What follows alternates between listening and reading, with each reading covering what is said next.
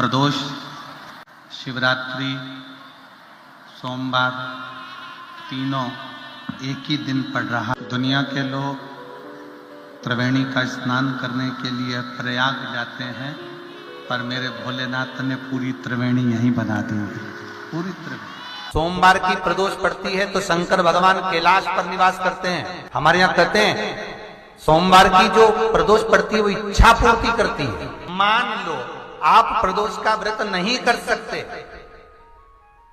आप अगर व्रत नहीं कर सकते तो प्रदोष के दिन, प्रदोष काल में शाम का समय सूर्यास्त का कुछ पल, कुछ घड़ी के पहले से लेकर बाद तक का प्रदोष काल के अंतर्गत आप शंकर जी के मंदिर में जाकर 1 लोटा पानी, 5 बेलपत्र भी अगर समर्पित करते हैं तो संपूर्ण प्रदोष का फल आपके भाग्य में सफल हो जाए।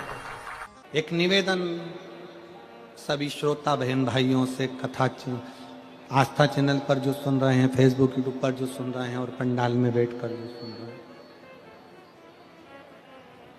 जिस दिन दिल से हारो ना, थोड़ी तकलीफों में अगर घिर जाओ, तकलीफें आ जाए, कष्ट आ जाए, तकलीफें जिस दिन तुम्हारे भीतर बहुत ज्यादा मात्रा में आ जाए, उस दिन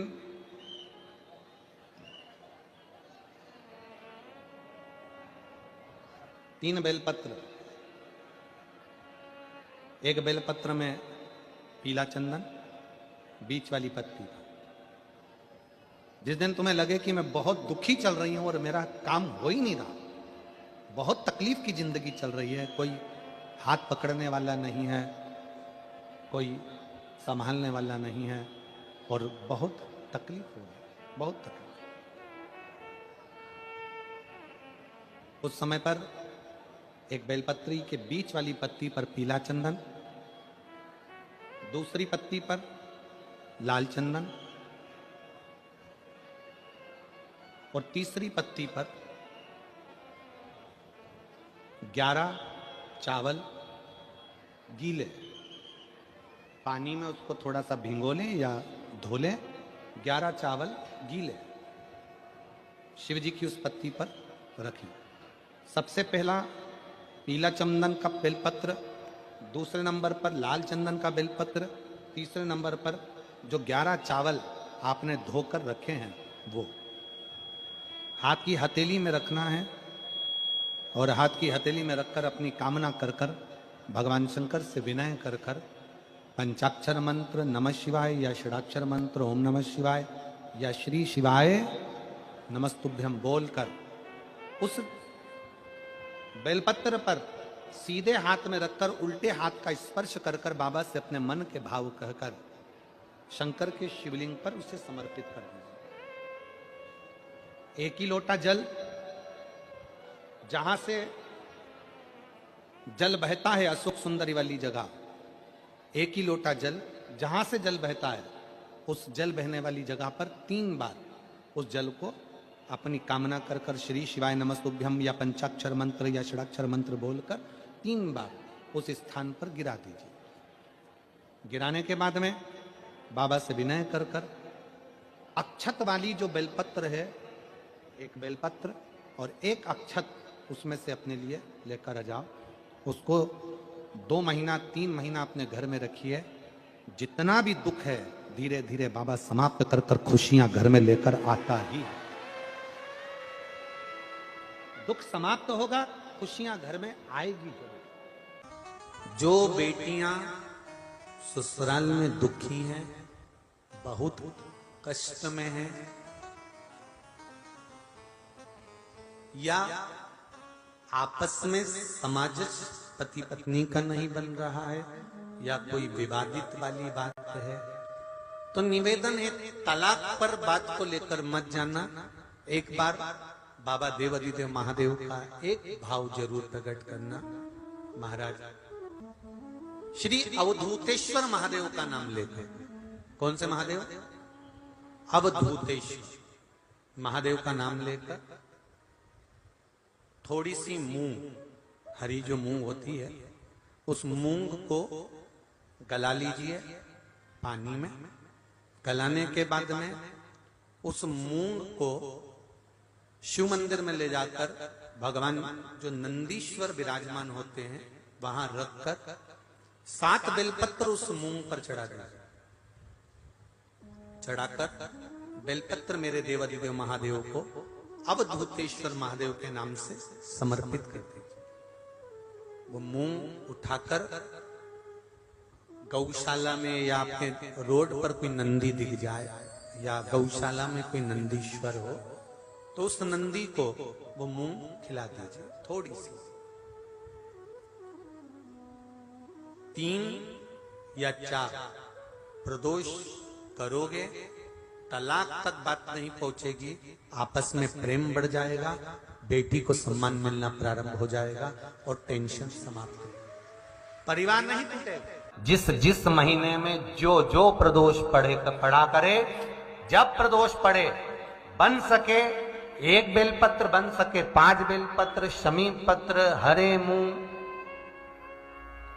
हरा मूंग, बेलपत्र, एक कलश के अंदर थोड़ा सा पानी लेकर 1 बेलपत्र, हरा मूंग, शमी पत्र डालकर और उसमें थोड़ा सा गुड़ डालकर भगवान शिव का स्मरण कर कर प्रदोष काल में, मान लो कोई काम आपका बहुत जरूरी है, बहुत दिनों से आप थक गए हैं, नहीं हो रहा, कर्जा बढ़ रहा है, धन नहीं आ रहा, व्यापार नहीं चढ़ रहा, या कोई समस्या बहुत प्रबल है, कोई एग्जाम में बैठ रहे हो नहीं हो रहा, परीक्षा भी दे दी है, रिजल्ट आने ही वाला है, तो भी प्रदोष काल में, प्रदोष के समय वो जल, मूंग, शमी पत्र और बेलपत्र और गुड़ का शंकर के शिवलिंग को समर्पित करना प्रारंभ कर दो।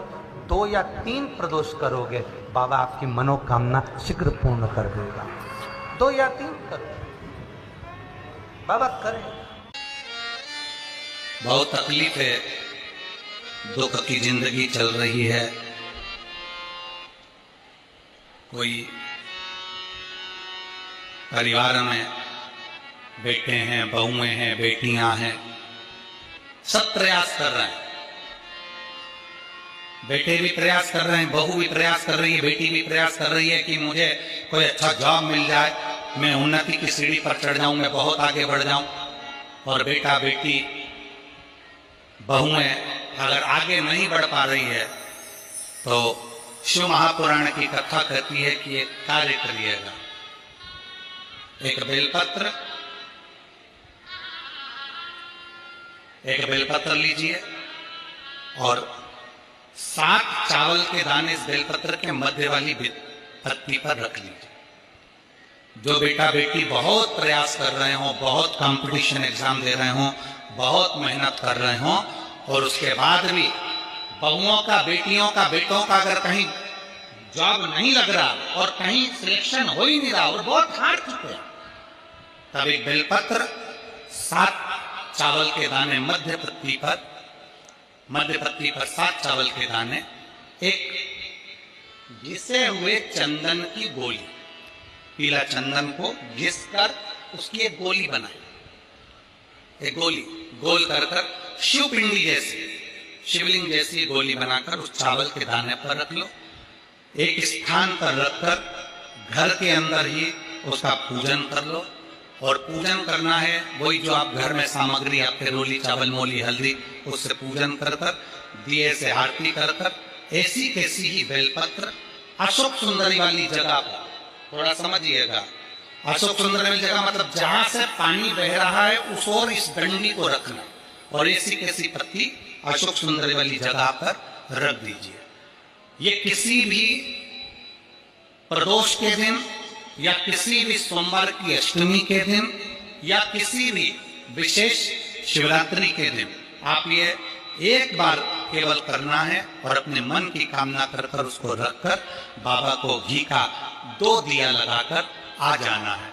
मेरा भोलेनाथ आपका हाथ पकड़कर आपको कंपटीशन एग्जाम में विजय दिलाएगा। पर मेहनत करना नहीं छोड़ना, परिश्रम करना नहीं छोड़ना, संघर्ष करना मत छोड़ना। अपनी मेहनत को 4 गुना करना है, अपने परिश्रम को 4 गुना करना है, अपने कर्म की लगन को बढ़ाना है। जितने घंटे पढ़ाई करते थे उससे 2 घंटा और बढ़ाओ, जितनी मेहनत करते थे उससे 4 घंटा की मेहनत और बढ़ाओ।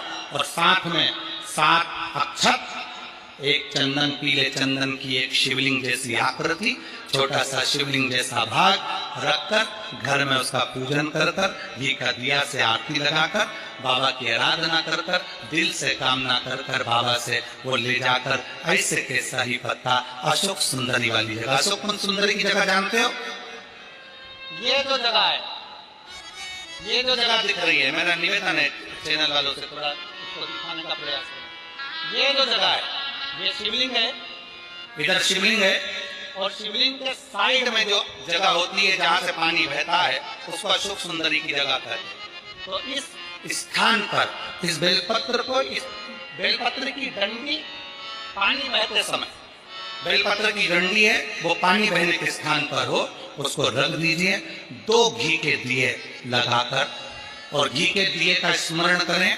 दोनों दिए गोल बत्ती के नहीं होंगे, दोनों दिए लंबी बत्ती के नहीं होंगे। जो 2 दिए आप लगाएंगे, एक गोल बत्ती का होगा, एक लंबी बत्ती का होगा। गोल बत्ती क्या बोलते हैं यहाँ पर? फूल बत्ती। यहाँ फूल बत्ती बोलते, तो गोल बत्ती मतलब फूल बत्ती, और लंबी बत्ती, लंबी वाली बत्ती। 2 दिए लगाना है, एक जगत जननी का, एक बाबा विश्वनाथ का। दोनों दिए आप रखकर बाबा को प्रार्थना कर कर दिल से आइए, मेरा शंकर आपकी कामना पूर्ण करेगा। शिव को प्रिय है पुष्प में आंक का पुष्प, जो आंकड़े का पुष्प होता है शंकर को बड़ा प्रिय है। और दूसरे नंबर पर शंकर को प्रिय है शमी का पुष्प, बहुत ध्यान देना महाराज। तीसरे नंबर पर शंकर को प्रिय है महाराज सरसों का पुष्प। सरसों होती है ना, जो राई अपन बोते हैं, सरसों बोते हैं, उसमें पीले कलर का जो पुष्प लगता है। हमारा तो निवेदन रहता है जब तक सरसों आए तो प्रयास करा करो कि सरसों के 108 पुष्प शंकर भगवान पर चढ़ाना प्रारंभ कर दो। महाराज ये पक्का है कि वर्ष भर कोई बड़ी बीमारी आपको घेर नहीं सकती अगर सरसों के फूल शिव को चढ़ रहे हैं तो। और प्रयास करना कि सरसों का जो पुष्प होता है, सरसों का जो फूल होता है महाराज, अगर कोई व्यक्ति को किडनी या लीवर से जुड़ी हुई कोई तकलीफ होती है, या किसी व्यक्ति का एक्सीडेंट हो गया होता है और उसका कोई अंग रह गया हो, कोई शरीर का कोई भाग रह गया और वो काम नहीं कर रहा हो, जैसे किसी के पांव रह जाते हैं एक्सीडेंट के बाद, किसी का हाथ रह जाता है, या कोई अंग काम नहीं कर रहा हो, वहाँ ब्लड पहुँच नहीं रहा हो, वो जगह एकदम सुन्न हो गई हो, खाली पड़ गई हो, तो उसके लिए शिव महापुराण की कथा कहती है कि सरसों के पुष्प 11 शंकर जी के राइट भाग में, जहाँ शिव जी के गण दरवाजे के द्वारपाल मणिभद्र जिस जगह पर निवास करते हैं, कौन निवास करते हैं? मणिभद्र। शंकर जी के दरवाजे के द्वारपाल हैं मणिभद्र जी। तो मणिभद्र दरवाजे के द्वारपाल में राइट भाग में मणिभद्र जी विराजते हैं। मतलब राइट भाग कौन सा हुआ? जब आप मंदिर से बाहर निकलेंगे तो राइट भाग, मंदिर में प्रवेश करेंगे जब राइट नहीं होना चाहिए, आप मंदिर से जब जाएं तो राइट भाग। मतलब आप मंदिर से राइट से जाएंगे तो शंकर जी का भी राइट हो जाएगा, क्योंकि शिव जी ऐसे बैठे हैं तो शंकर जी का भी राइट हो गया, देवता उनका भी राइट हो गया, तो राइट भाग सीधा हाथ मणिभद्र जी का स्थान। 11 सरसों के पुष्प मणिभद्र के उस द्वार पर आप रख दीजिए, और मणिभद्र के द्वार पर रखकर अंदर जाकर 108 वापिस जब आप बाहर निकल रहे हैं, ये पुष्प आप रखने के बाद एक बार बाहर जाएंगे, फिर वापिस आएंगे मणिभद्र रखने के बाद, और अंदर जाकर 108 सरसों के पुष्प शंकर को समर्पित करेंगे महाराज। उस सरसों के पुष्प जो शिव जी को आप समर्पित कर रहे हैं उसको वापिस लेकर आएंगे, श्री शिवाय नमस्तुभ्यम बोलकर उस सरसों के पुष्प को महाराज सरसों के तेल की बोतल में उसको डाल लीजिए। शंकर भगवान को किसी भी प्रदोष में, शाम के समय प्रदोष काल में उस तेल को वापस ले जाकर चढ़ा दीजिए शिव जी को, उसको वापस लेकर आ जाइए। उस तेल का प्रयोग आप नाभि में डालिए, और जो शरीर काम नहीं कर रहा उस स्थान पर कम से कम 15 दिन 20 दिन तक उसकी मालिश करना प्रारंभ करिए। बाबा चाहेगा तो चलाने का प्रयास कर देगा और वो अंग, वो शरीर काम करने लगेगा। मणिभद्र का स्मरण, श्री शिवाय नमस्तुभ्यम, सब बोलिए एक बार जमकर, श्री, अरे पहले बोल दिया, हमारे साथ तो बोलो, श्री शिवाय नमस्तुभ्यम भगवान शिव के मंत्र का स्मरण कर कर करते। सरसों का जो पुष्प है उसमें आनंद की अनुभूति है, आनंद। पर अपन कहते हैं दिल कर जाए कि आज मेरा मन है मैं पार्थिव शिवलिंग बनाऊं। गमले में से मट्टी लो, खेत में से मट्टी लो, जहां से मट्टी ले सकते हो। घर के बाहर कोई गमला हो, बगीचा हो, शहरों में जमीन पर कहां मट्टी ढूंढने जाओगे, तुम्हारे जो गमले लगे रहते हैं उसमें से मट्टी ले लो, पर छोटा सा पार्थिव शिवलिंग का निर्माण समझ लेना जरा।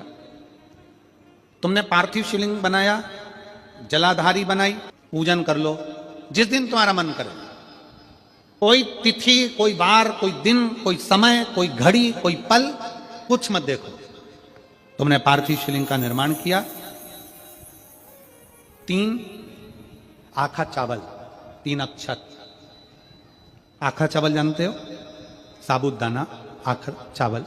3 चावल के दाने, एक गणेश जी की जगह, एक अशोक सुंदरी की जगह, एक षडानंद कार्तिकेय जी की जगह। 3 चावल दाने। 3 दुर्वा, एक गणेश जी की जगह, एक अशोक सुंदरी की जगह, एक षडानंद कार्तिकेय जी की जगह।